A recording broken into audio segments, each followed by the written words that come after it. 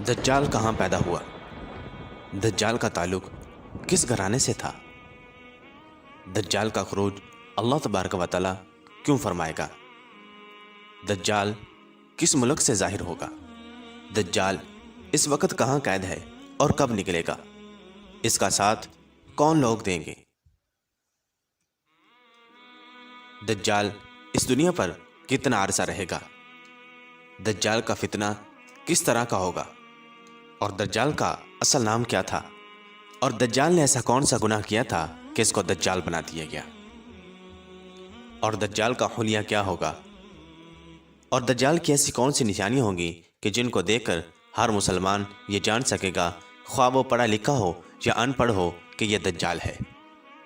और जो लोग दज्जाल का ज़माना पाएंगे उनके लिए हुज़ूर अकरम सल्लल्लाहु अलैहि वसल्लम ने क्या इरशाद फरमाया था, और हम अपने आप को फितने दज्जाल से किस तरह महफूज रख सकते हैं, और दज्जाल को कौन कत्ल करेगा, और जो मुसलमान दज्जाल के खिलाफ जिहाद करेंगे उनके लिए हुज़ूर अकरम सल्लल्लाहु अलैहि वसल्लम ने क्या बिशारत दी थी।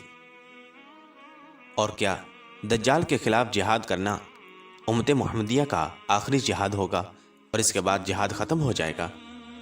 और दज्जाल मक्का मुकरमा और मदीना मुनव्वरा में क्यों दाखिल ना हो सकेगा? मुअज़्ज़ज़ ख़वातीन व हज़रात, ये ऐसे सवाल हैं कि जिनका जानना हर मुसलमान के लिए ज़रूरी है।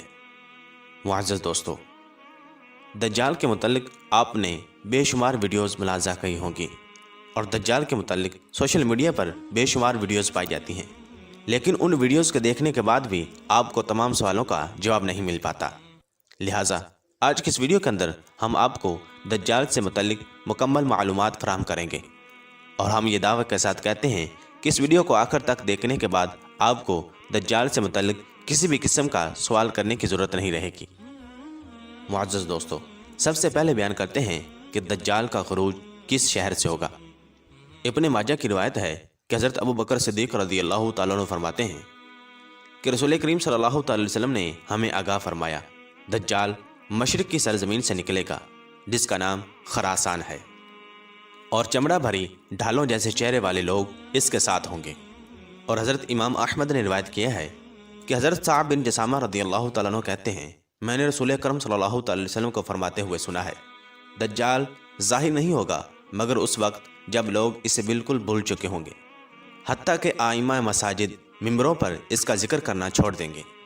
और मुस्लिम शरीफ की रिवायत है कि हज़रत हफ्सा रज़ियल्लाहु तआला अन्हा कहती हैं कि रसूल अकरम सल्लल्लाहु अलैहि वसल्लम ने इरशाद फरमाया, दज्जाल का लोगों के सामने निकलने का पहला सबब इसका गुस्सा होगा जो इसे गज़बनाक बना देगा। नाज़रीन ग्रामी, आइए अब बात करते हैं कि दज्जाल इस वक्त कहाँ कैद है।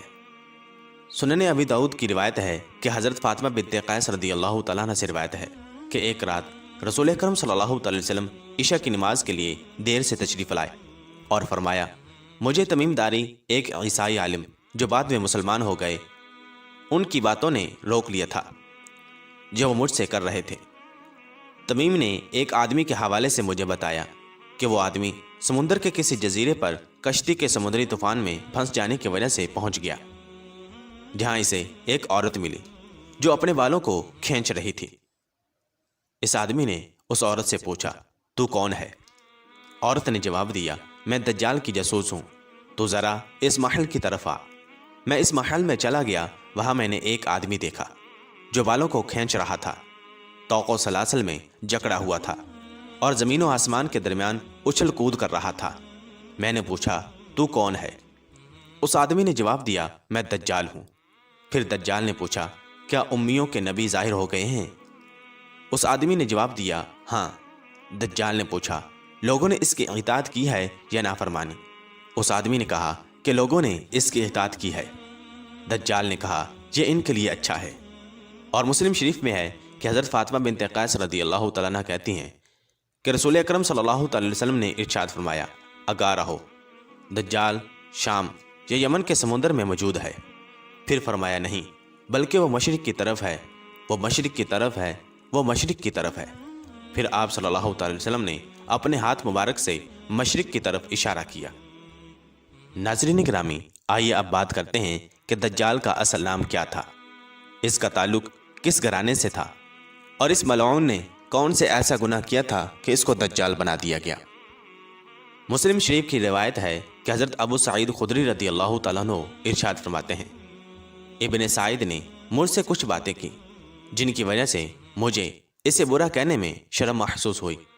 وہ مجھ سے کہنے لگا، میں نے اپنے بارے میں لوگوں سے معذرت کی کہ میں دجال نہیں، لیکن اے اصحاب رسول صلی اللہ علیہ وسلم، معلوم نہیں تمہیں میرے بارے میں کیا گمان ہو گیا ہے؟ کیا رسول اکرم صلی اللہ علیہ وسلم نے نہیں فرمایا کہ دجال یہودی ہوگا اور میں تو مسلمان ہوں؟ رسول اکرم صلی اللہ علیہ وسلم نے فرمایا ہے کہ دجال کی اولاد نہیں ہوگی اور میری اولاد ہے۔ آپ صلی اللہ علیہ وسلم نے فرمایا، اللہ تبارک و تعالیٰ نے دجال کا مکہ میں داخل ہونا حرام کیا ہے اور میں نے تو حج کیا ہے۔ وہ ایسی باتیں کرتا رہا، قریب تھا کہ میں اس کی باتوں پر یقین کر لیتا، لیکن ساتھ ہی اس نے کہا، واللہ میں اچھی طرح جانتا ہوں دجال اس وقت کہاں ہے، اس کے ماں باپ کو پہچانتا ہوں۔ لوگوں نے ابن سعید سے پوچھا، تجھے پسند ہے کہ تو ہی دجال ہو؟ چنانچہ وہ کہنے لگا، اگر مجھے بنایا گیا تو میں ناپسند نہیں کروں گا۔ اور امام مسلم ایک اور روایت بیان کرتے ہیں کہ حضرت عبداللہ بن مسعود رضی اللہ تعالیٰ عنہ ارشاد فرماتے ہیں، ہم رسول اکرم صلی اللہ علیہ وسلم کے ساتھ تھے، ہمارا گزر بچوں سے ہوا جن میں ابن سیاد بھی تھا۔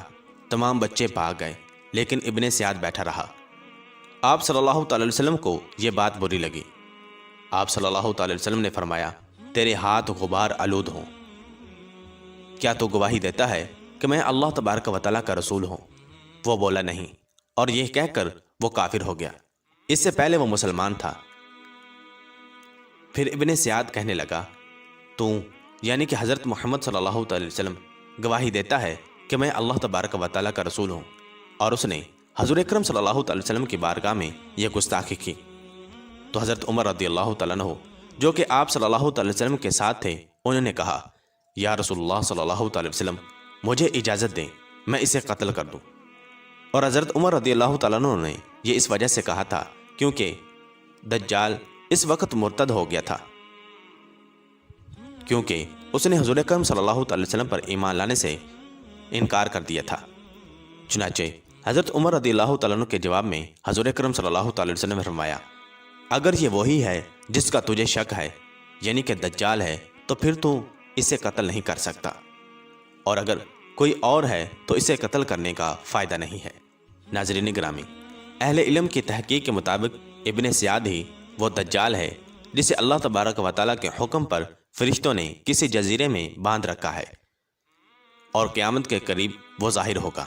اگرچہ وہ مدینہ میں پیدا ہوا اور مکہ مکرمہ میں اس نے حج بھی کیا، لیکن جب وہ فتنہ پیدا کرنے کے لیے ظاہر ہوگا، یعنی کہ جب اللہ تبارک و تعالیٰ اس کو قرب قیامت میں ظاہر کرے گا، تو وہ مکہ مکرمہ میں داخل نہیں ہو سکے گا اور نہ ہی مدینہ منورہ میں داخل ہو سکے گا، جس طرح کہ اللہ تبارک و تعالیٰ کے پیارے حبیب صلی اللہ تعالی وسلم نے ارشاد فرمایا ہے۔ معزز دوستو، ان احادیث سے ہمیں معلوم ہوتا ہے کہ دجال مدینہ منورہ میں پیدا ہوا اور اس کا تعلق ایک یہودی خاندان سے تھا۔ بعد میں وہ مسلمان ہو گیا تھا، لیکن پھر جب حضور اکرم صلی اللہ تعالی وسلم نے اسے اسلام کی دعوت دی تو اس نے انکار کیا اور مرتد ہو گیا۔ چنانچہ اس گناہ کی وجہ سے اللہ تبارک و تعالی نے اس کو دجال بنا دیا گیا۔ اور جب لوگوں نے اس سے پوچھا تھا کہ کیا تو دجال بننا پسند کرتا ہے، تو اس نے خود ہی کہا تھا کہ اگر مجھے دجال بنایا گیا تو میں اسے ناپسند نہیں کروں گا۔ اسی وجہ سے اللہ تبارک و تعالی نے ابن سیاد کو دجال بنا دیا۔ ناظرین گرامی، آئیے اب آپ کو دجال کے حلیے کے متعلق بتاتے ہیں۔ معزز دوستو، دجال کی ایک آنکھ کانی اور اس کے سر کے بال گھنگریالے ہوں گے، رنگ سرخ اور جسم بھاری ہوگا۔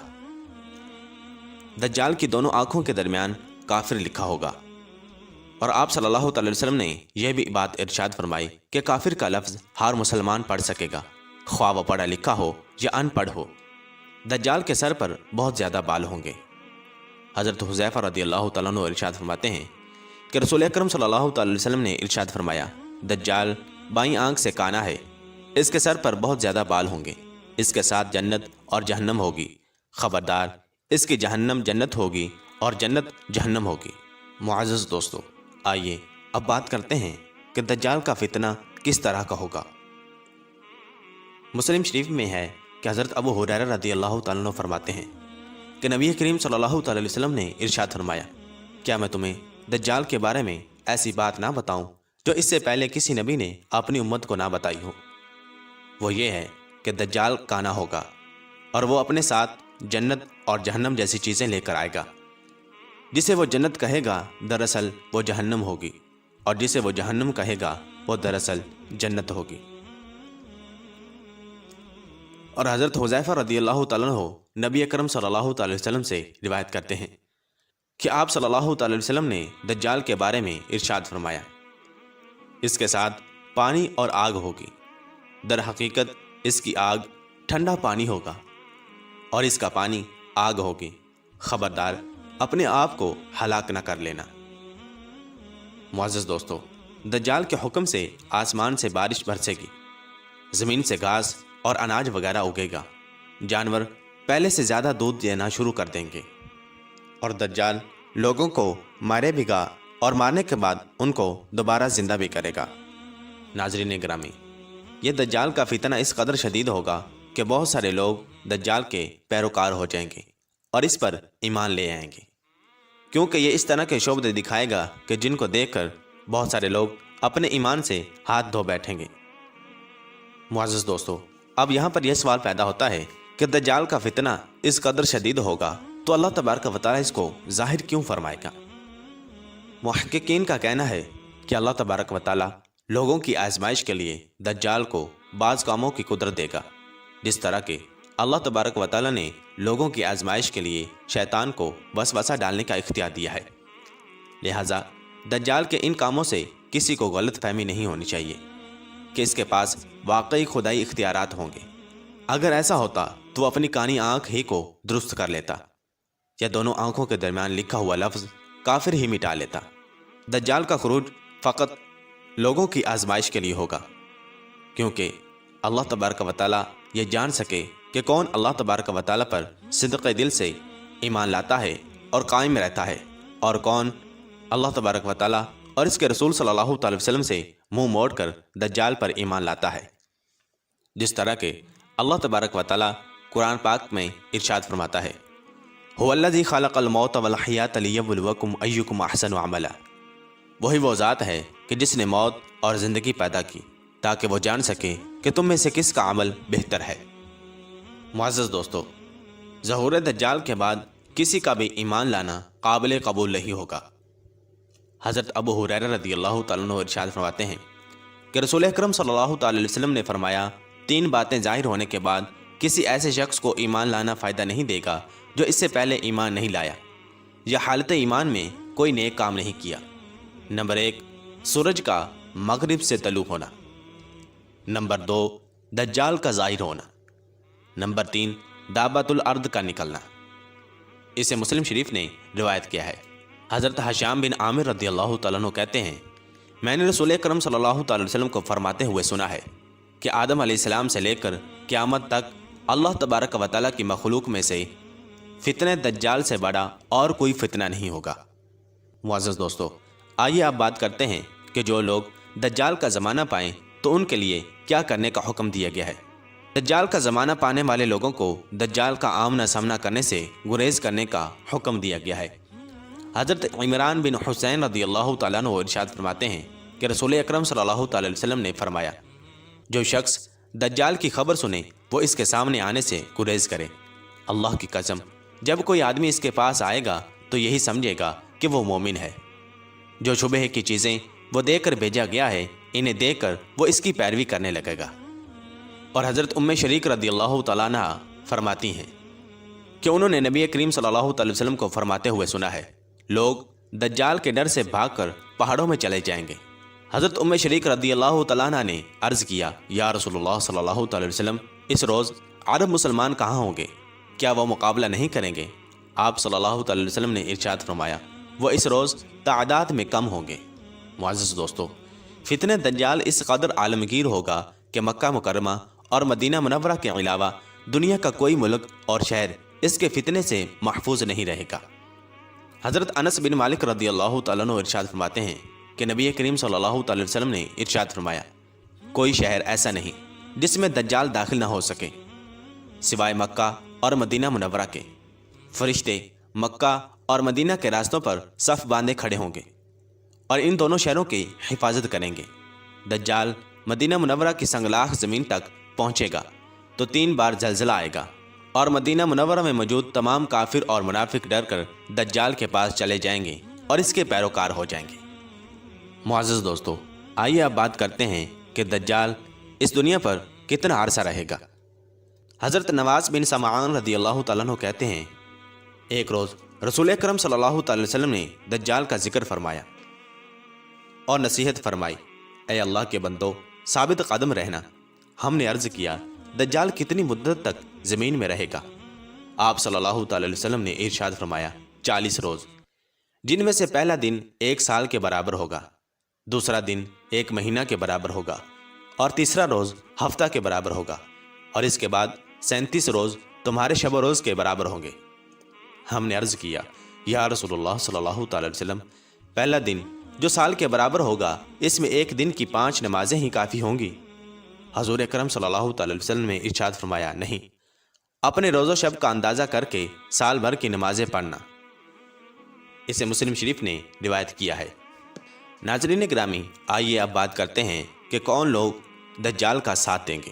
مسلم شریف کی روایت ہے کہ حضرت انس بن مالک رضی اللہ تعالیٰ عنہ کہتے ہیں کہ رسول اکرم صلی اللہ تعالی وسلم نے ارشاد فرمایا، اصفہان یعنی کہ ایران کے شہر کے 70,000 یہودی سیاہ چادریں اوڑے ہوئے دجال کا ساتھ دیں گے۔ اور حضرت ابو بکر صدیق رضی اللہ تعالیٰ عنہ ارشاد فرماتے ہیں کہ رسول اکرم صلی اللہ تعالی وسلم نے فرمایا، دجال مشرق کی سرزمین سے ظاہر ہوگا، جسے خراسان کہا جاتا ہے۔ بہت سی قومیں اس کے ساتھ ہوں گی، جن کے چہرے چمڑا لگی ڈھالوں کی طرح ہوں گے۔ اسے ترمذی شریف نے روایت کیا ہے۔ محدثین یہ کہتے ہیں کہ ممکن ہے چوڑے چہرے والی اقوام سے مراد روس، چین، جاپان، فلپائن اور کوریا وغیرہ کی اقوام مراد ہوں۔ واللہ ورسولہ عالم، اور کافر اور منافق بھی دجال کا ساتھ دیں گے۔ ناظرین گرامی، آئیے اب بات کرتے ہیں کہ دجال کو کون قتل کرے گا۔ مسلم شریف کی روایت ہے کہ حضرت نواس بن سمعان رضی اللہ تعالیٰ عنہ کہتے ہیں، رسول اکرم صلی اللہ تعالی وسلم نے ارشاد فرمایا، جب اللہ تبارک و تعالیٰ حضرت مسیح ابن مریم علیہ السلام کو بھیجے گا تو وہ دمشق کے مشرق کے حصہ میں مسجد کے سفید مینارے کے پاس اپنے دونوں ہاتھ 2 فرشتوں کے کندھوں پر رکھے ہوئے اتریں گے۔ جب حضرت عیسیٰ علیہ السلام اپنا سر جھکائیں گے تو ان کے سر سے پانی کے قطرے ٹپکیں گے، جیسے ابھی ابھی غسل کیا ہو۔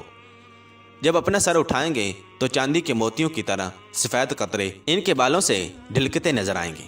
ان کے سانس کی ہوا جس کافر تک پہنچے گی وہ مر جائے گا۔ حضرت عیسیٰ علیہ السلام کے سانس کا اثر وہاں تک پہنچے گا جہاں تک ان کی نگاہ پہنچے گی۔ آسمان سے نازل ہونے کے بعد حضرت عیسیٰ علیہ السلام دجال کو تلاش کریں گے اور لد کے مقام پر اسے قتل فرمائیں گے۔ معزز دوستو، یہاں پر آپ کو ہم بتاتے چلیں کہ آج کل لد کے مقام پر اسرائیل کا ہوائی اڈا ہے، اور مسلم شریف کی روایت ہے کہ حضرت ابو ہریرہ رضی اللہ تعالیٰ عنہ ارشاد فرماتے ہیں کہ رسول اکرم صلی اللہ تعالی وسلم نے ارشاد فرمایا، حضرت عیسیٰ علیہ السلام آسمان سے نازل ہوں گے اور مسلمان کو نماز پڑھائیں گے۔ پھر جب اللہ تبارک و تعالیٰ کا دشمن دجال حضرت عیسیٰ علیہ السلام کو دیکھے گا تو یوں گھلنے لگے گا جس طرح نمک پانی میں گھلتا ہے۔ اگر حضرت عیسیٰ علیہ السلام اسے چھوڑ دیتے تب بھی حضرت عیسیٰ علیہ السلام کے خوف سے گھل گھل کر مر جاتا، لیکن اللہ تبارک و تعالیٰ اسے حضرت عیسیٰ علیہ السلام کے ہاتھوں قتل کرائے گا، اور حضرت عیسیٰ علیہ السلام اپنے نیزے پر دجال کا خون لوگوں کو دکھائیں گے۔ معزز دوستو، سب سے بڑھ کر مزے کی بات یہ ہے کہ دجال کے خلاف جہاد میں ایک بھی یہودی زندہ نہیں بچے گا، حتیٰ کہ کسی پتھر یا درخت کی آڑ میں کوئی یہودی چھپا ہوگا تو وہ پتھر اور درخت پکارے گا، اے مسلمان، میرے پیچھے یہودی چھپا ہے، اسے قتل کر۔ حضرت ابو ہریرہ رضی اللہ تعالیٰ عنہ ارشاد فرماتے ہیں کہ رسول اکرم صلی اللہ تعالی وسلم نے ارشاد فرمایا، قیامت قائم نہیں ہوگی یہاں تک کہ مسلمان یہودیوں کے خلاف جنگ کریں گے، جس میں مسلمان یہودیوں کو قتل کریں گے، حتیٰ کہ اگر کوئی یہودی کسی پتھر یا درخت کے پیچھے چھپا ہوگا تو وہ پتھر یا درخت بولے گا، اے مسلمان، اللہ کے بندے، ادھر آ، میرے پیچھے یہودی چھپا ہے، اسے قتل کر۔ آپ صلی اللہ تعالی وسلم نے ارشاد فرمایا کہ غرقد کا درخت ایسا نہیں کرے گا کیونکہ وہ یہودیوں کا درخت ہے۔ عزیز دوستو، یہ یاد رہے، غرقد ایک کانٹے دار درخت ہے جو بیت المقدس کی طرف عام پایا جاتا ہے۔ یہودی اسے اپنا قومی درخت سمجھتے ہیں۔ معزز دوستو، آئیے آپ بات کرتے ہیں کہ جو لوگ دجال کے خلاف جہاد کریں گے تو اللہ تبارک و تعالیٰ نے ان کے لیے کیا بشارت عطا فرمائی ہے۔ رسول اکرم صلی اللہ تعالی وسلم کے آزاد کردہ غلام حضرت ثوبان رضی اللہ تعالیٰ عنہ کہتے ہیں کہ رسول اکرم صلی اللہ تعالی وسلم نے ارشاد فرمایا، میری امت کی 2 جماعتوں کو اللہ تبارک و تعالیٰ آگ سے محفوظ فرمائے گا۔ ایک جماعت وہ جو ہندوستان کے خلاف جہاد کرے گی، اور دوسری وہ جماعت جو حضرت عیسیٰ بن مریم علیہ السلام کے ساتھ مل کر دجال کے خلاف جہاد کریں گے۔ اسے امام نسائی نے روایت کیا ہے۔ اور امت محمدیہ کا آخری مارکہ دجال کے خلاف جہاد ہوگا، اس کے بعد جہاد ختم ہو جائے گا۔ حضرت عمران بن حسین رضی اللہ تعالیٰ عنہ کہتے ہیں کہ رسول اکرم صلی اللہ تعالی وسلم نے ارشاد فرمایا، میری امت سے ایک جماعت حق کی خاطر ہمیشہ جہاد کرتی رہے گی اور غالب رہے گی اس پر جو ان سے یعنی مسلمانوں سے دشمنی رکھے گا، حتیٰ کہ میری امت کا آخری گروہ مسیحی دجال کے خلاف جہاد کرے گا۔ معزز دوستو، آئیے اب بات کرتے ہیں کہ ایسی کون سی دعا ہے کہ جس کو پڑھنے سے ہم اپنے آپ کو دجال کے فتنہ سے محفوظ رکھ سکتے ہیں۔ حضرت اماں عائشہ صدیقہ رضی اللہ تعالیٰ عنہ ارشاد فرماتی ہیں کہ رسول اکرم صلی اللہ تعالی وسلم نماز میں درود شریف کے بعد یہ دعا مانگا کرتے تھے، اے اللہ، میں تیری پناہ مانگتا ہوں عذاب قبر سے، مسیح دجال کے فتنہ سے، زندگی اور موت کے فتنوں سے، گناہ اور قرض سے۔ اسے بخاری اور مسلم نے روایت کیا ہے۔ اور حضرت ابو دردہ رضی اللہ تعالیٰ عنہ سے روایت ہے کہ نبی اکرم صلی اللہ تعالی وسلم نے ارشاد فرمایا، جس نے سورہ کہف کی پہلی 10 آیات یاد کر لیں تو وہ فتنہ دجال سے بچا لیا جائے گا۔ اللہ تبارک و تعالیٰ سے دعا ہے کہ اللہ تبارک و تعالیٰ ہمیں اور ہماری آنے والی نسلوں کو فتنہ دجال سے محفوظ رکھے، ہمیں نیک اعمال کرنے اور گناہوں سے بچنے کی توفیق عطا فرمائے، اور ہمیں اپنی زندگی قرآن و سنت کے مطابق گزارنے کی توفیق عطا فرمائے۔ آمین بجاہ نبی الامین صلی اللہ تعالی علیہ وسلم۔